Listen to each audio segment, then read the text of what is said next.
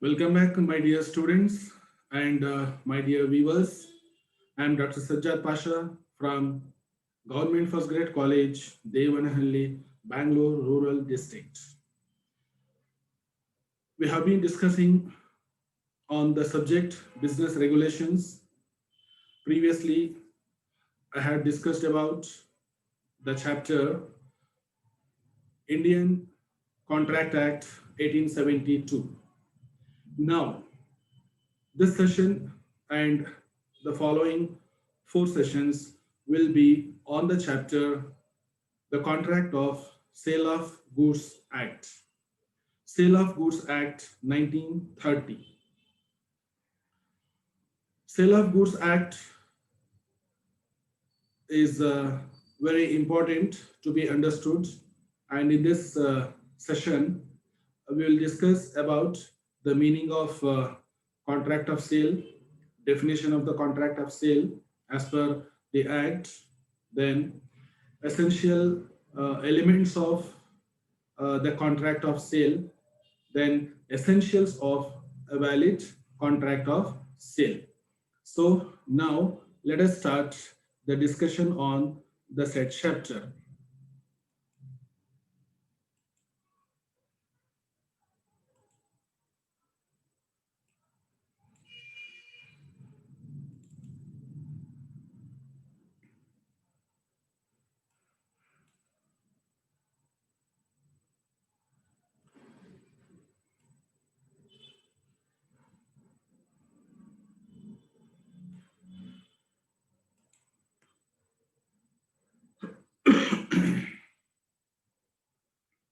This act, Indian Sale of Goods Act, brought into force in India from 1st July 1930.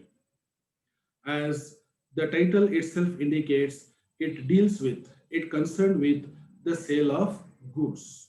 But the thing to be understood here, it is concerned with the sale of movable goods only and not the mortgage or pledge or the sale of immovable properties, because the sale of these assets, the sale of these goods are dealt in other acts, dealt by other laws, other acts. So this act is not applicable to sale of immovable property, because they are governed by sale of immovable property is separately governed by the Transfer of Properties Act.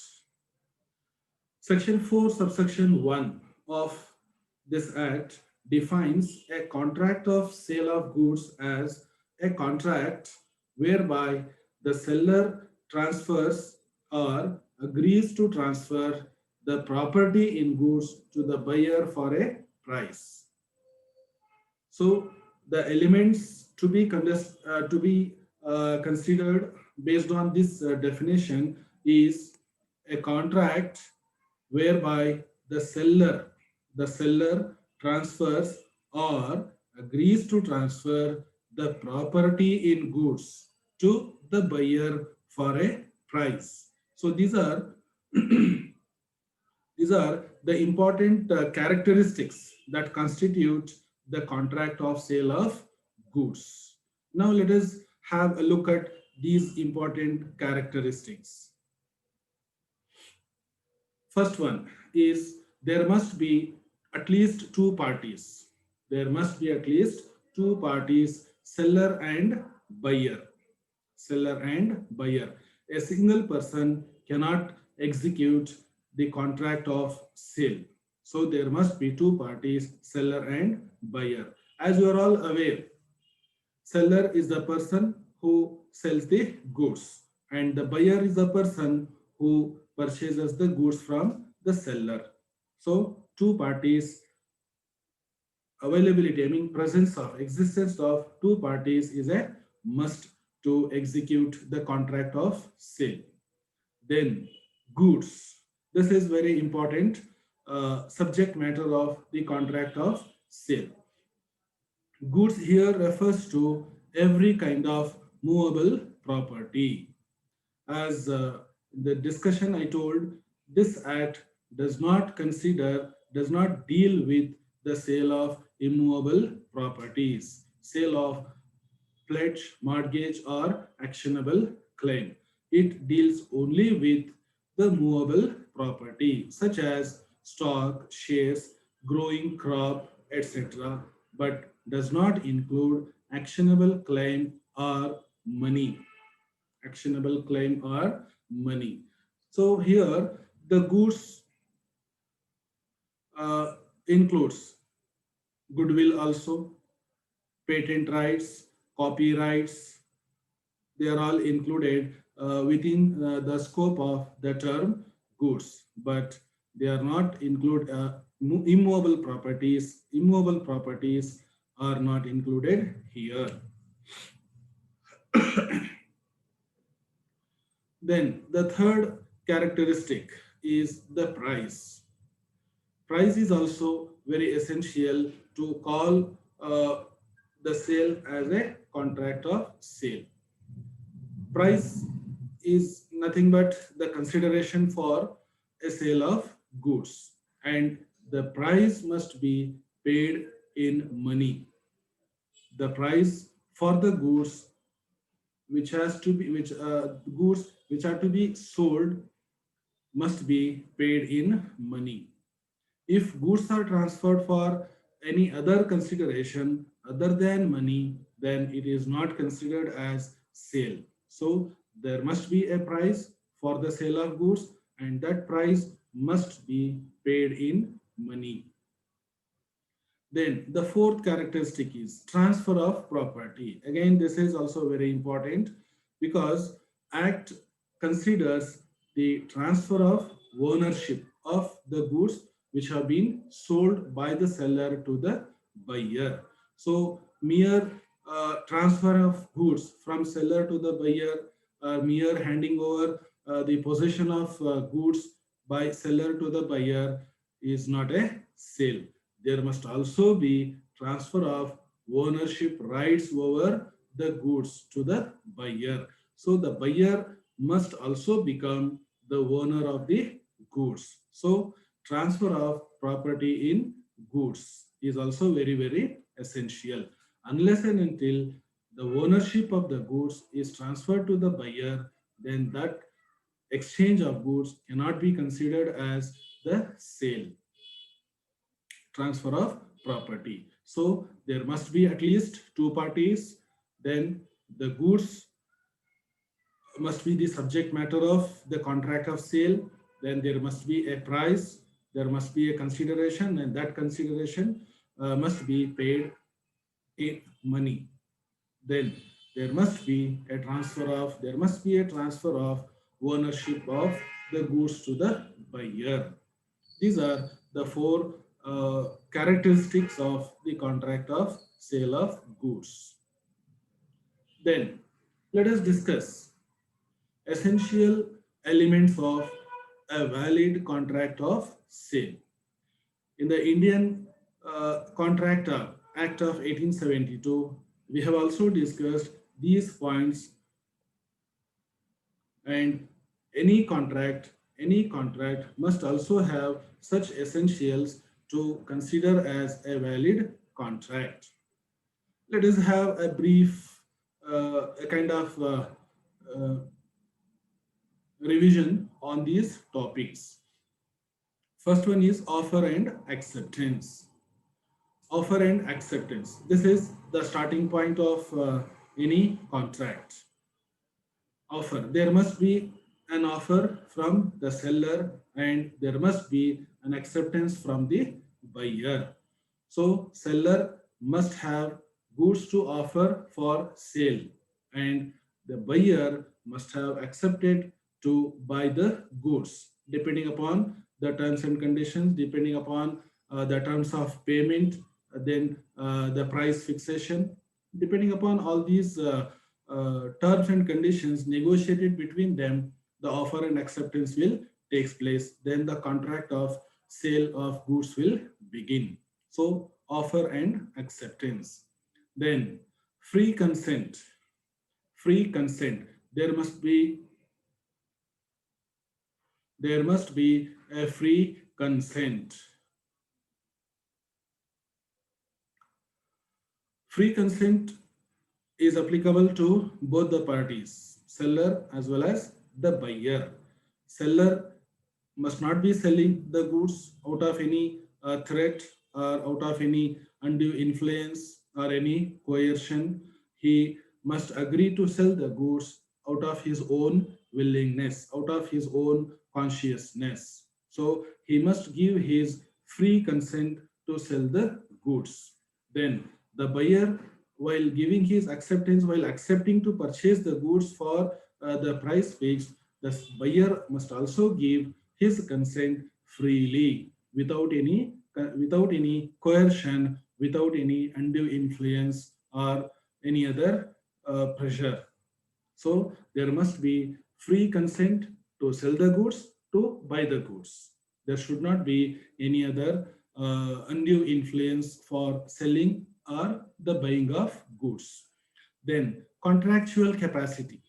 The seller and buyer must be competent enough to sell the goods and purchase the goods. The seller must be competent and the buyer must also be competent. Then only this contract of sorry, the contract of sale will become valid in the eyes of law.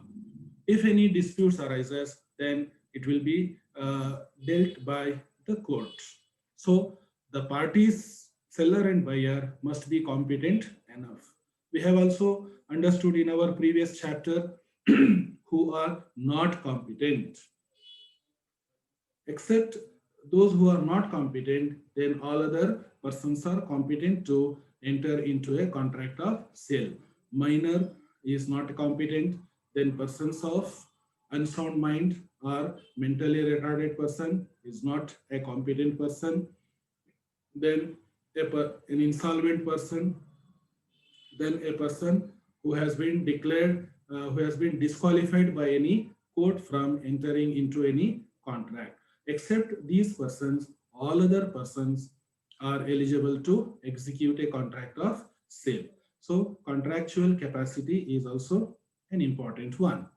Then lawful consideration. Lawful consideration. In the definition, one of the characteristics is there, that is there must be a consideration, there must be a price for the sale of goods, and that price must have been paid in money. So there must be a lawful consideration.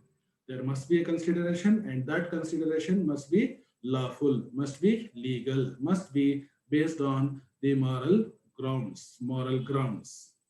Then lawful object. Lawful object. Here lawful object refers to the goods. The goods uh, which are intended to be sold by the seller must be lawful. Must be lawful. Means the goods should not include any unlawful objects, illegal objects or immoral objects. Okay. So the object of the goods must be legal, must be lawful. Then agreement not declared void. Agreement not declared void.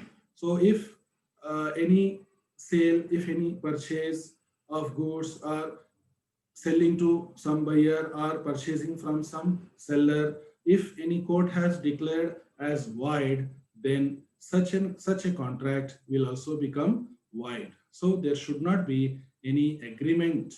There should not be any agreement not declared as void. Then possibility of performance.